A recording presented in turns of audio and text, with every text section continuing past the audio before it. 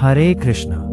क्या आप जानते हैं कि एक ऐसा भी व्रत है जो मनुष्य के अनजाने में किए गए जघन्य पापों को भी राख कर सकता है। एक ऐसा पाप जहां एक सगे भाई ने ईर्ष्या की आग में जलकर अपने ही धर्मात्मा भाई की सोते हुए हत्या कर दी।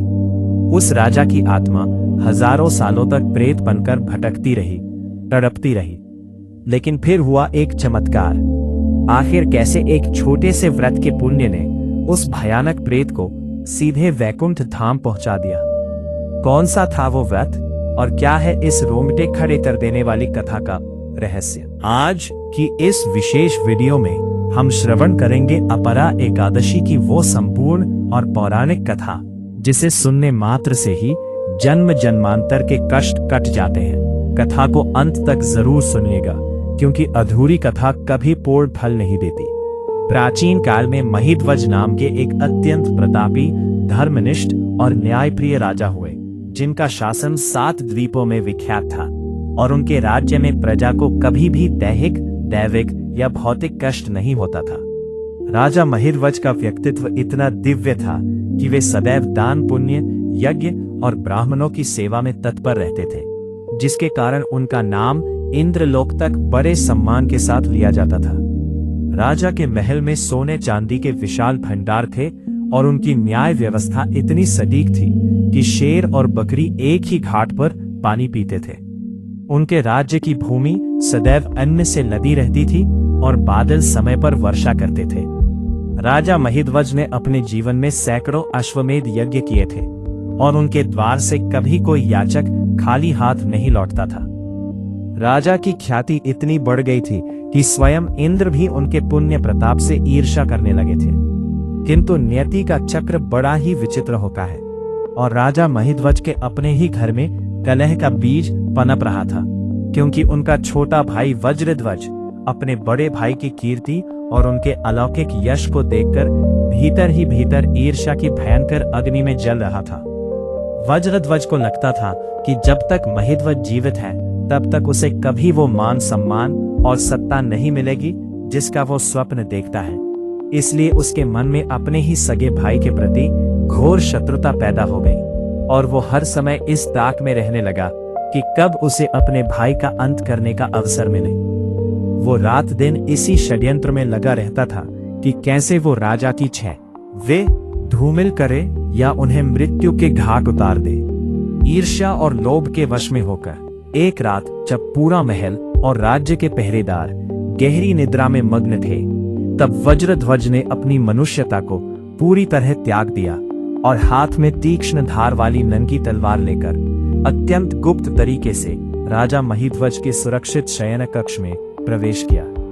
वहां महाराज महिध्वज दिन भर के कार्यों के बाद बिना किसी भय के सुख की नींद सो रहे थे।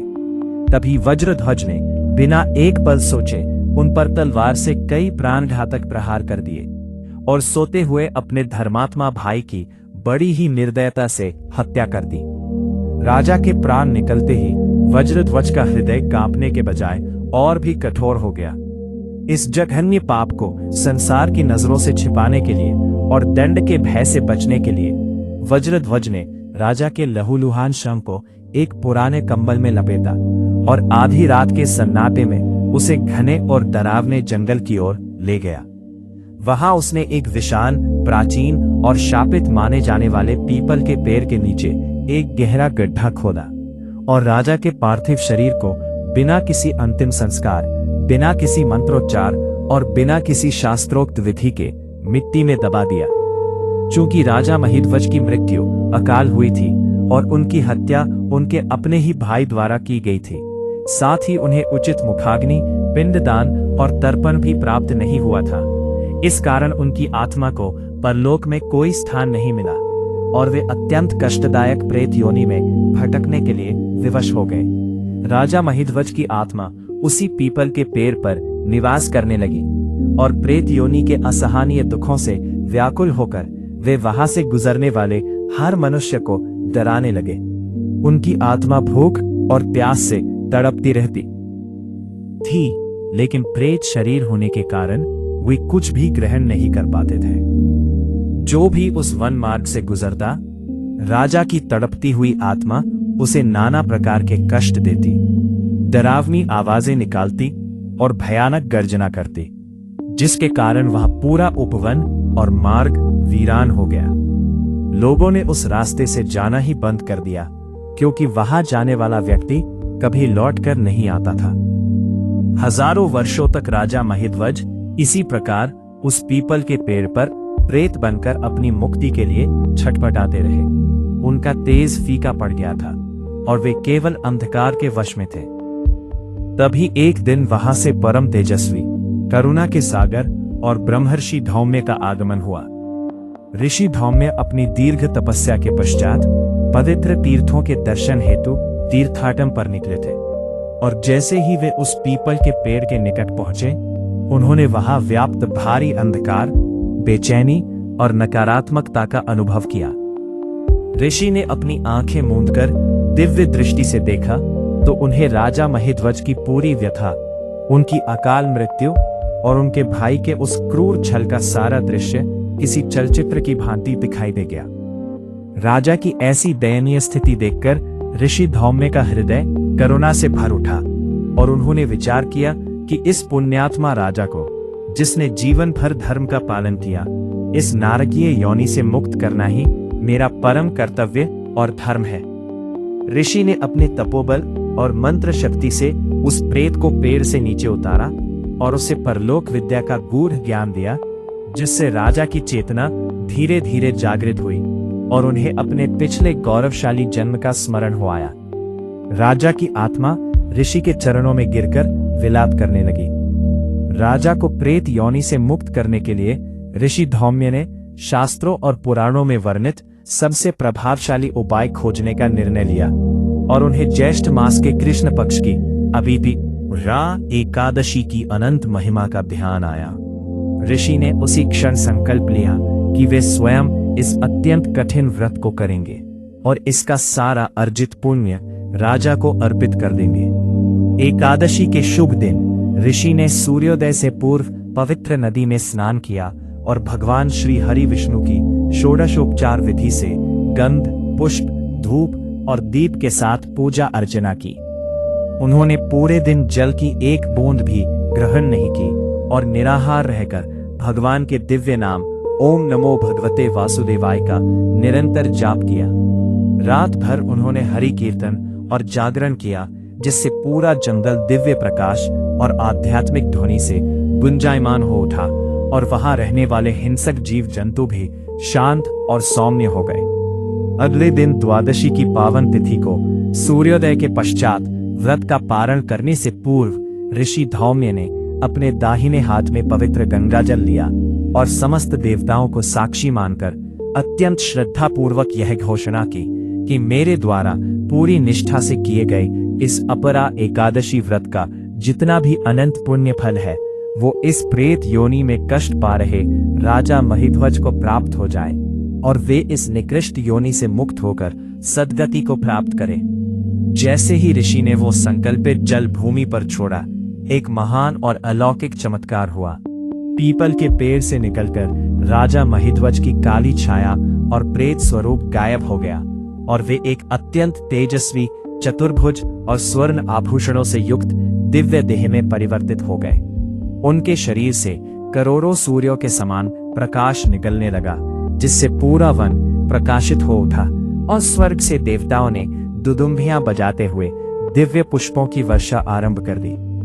राजा के प्रेत योनि के सारे पाप, आप, भूख, प्यास और हजारों वर्षों के कष्ट क्षण भर में भगवान विष्णु की कृपा से भस्म हो गए और वे साक्षात दिव्य स्वरूप में ऋषि के सामने खड़े हो गए। राजा महिध्वज ने अत्यंत भावुक होकर और कृतज्ञता से भरकर ऋषि धौम्य के चरणों में साष्टांग दंडवत प्रणाम किया और अश्रुपूर्ण नेत्रों से कहा कि हे ब्रह्मर्षि, आपकी असीम करुणा और इस महान एकादशी के प्रभाव ने मुझे उस भयानक नरक से निकाल लिया जिससे मुक्ति की मैंने कभी स्वप्न में भी आशा नहीं की थी। आप वास्तव में पतित पावन हैं। उसी समय वैकुंठ लोक से एक अत्यंत विशाल, मणियों से जड़ा हुआ और सुंदर ध्वजाओं वाला दिव्य विमान वहां उतरा, जिस पर भगवान विष्णु के पार्षद पीतांबर धारण किए हुए और शंख, चक्र, गदा तथा पद्म लिए हुए सवार थे। वे राजा महीध्वज को सम्मानपूर्वक उस विमान पर बिठाकर उच्च लोकों की ओर ले गए। इस प्रकार अपरा एकादशी के अपार और अक्षय पुण्य के प्रभाव से एक तरकती हुई आत्मा को न केवल शांति मिली, बल्कि उसे साक्षात भगवान का सानिध्य और परम पद वैकुंठ की प्राप्ति हुई। अंत में भगवान श्री कृष्ण ने पांडुपुत्र युधिष्ठिर को यह समझाया, ये एकादशी अपरा इसलिए है क्योंकि ये अपार पुण्य प्रदान करती है। जो भी मनुष्य इस अपरा एकादशी का व्रत पूरी निष्ठा, पवित्रता और श्रद्धा के साथ करता है, उसके इस जन्म और पूर्व जन्मों के सभी ज्ञात अज्ञात जघन्य पाप जैसे ब्रह्म हत्या या गुरु निंदा भी नष्ट हो जाते हैं और वह अंत में इस संसार के दुखों और पुनर्जन्म के चक्र से सदा के लिए मुक्त होकर परम धाम को प्राप्त होता है।